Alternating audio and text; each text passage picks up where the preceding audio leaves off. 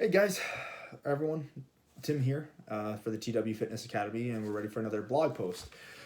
Today's topic is going to be picking the right coach. Um, as you'll see with a lot of these blog posts, is I have the topic written down, but I really don't have notes. Whatever I say is kind of just been in my head, but that's usually how the best for me. That's like the best way to do it. If I have notes, I'm going to probably stumble over them mostly. So today's topic is picking the right coach. I've had a lot of these topics, and I speak to a lot of people at gyms. Speak to a lot of people who are wanting to get results, or they basically coach hop and they wonder what the problem is. What it basically comes down to is when you have to pick a bodybuilding coach. Not only do your own research first of all.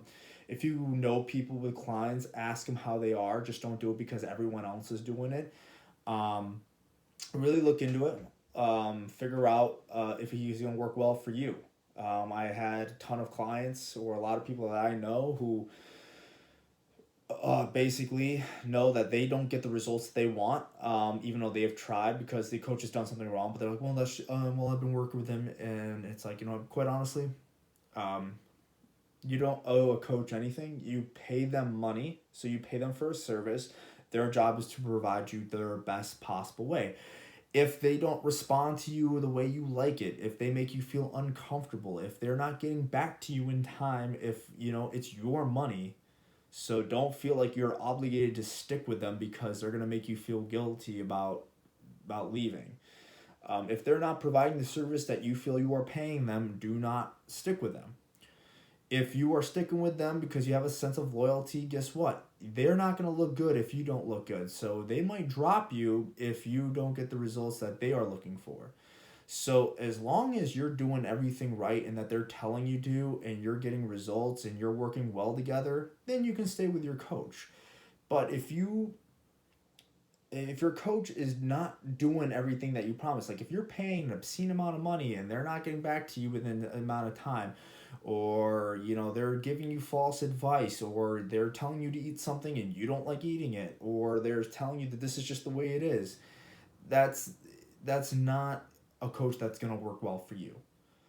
The purpose of a coach is to work with somebody. Now, if you fail to follow, like if they're giving you something and it's your fault because you don't feel like you want to do this diet or you're not doing the exercise, that's on you.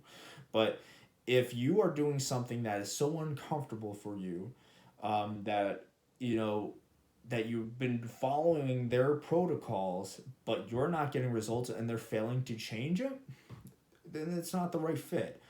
You don't owe anybody anything. It's your money. They understand that. It's their business. So it doesn't do anybody any good if you're going to look like garbage for them. You're not a poster child for them, so they're not going to really care if you leave. Or if they're not making you feel comfortable, then you don't have to stick with them. So like I said, really figure out if you work well with them.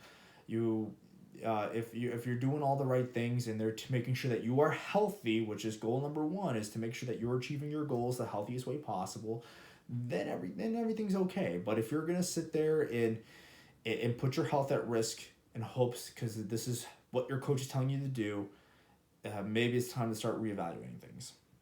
So that's my 2 cents. Hopefully that when you pick out a coach, to keep these things in mind. And again, too, always make sure that you're doing the best for your health.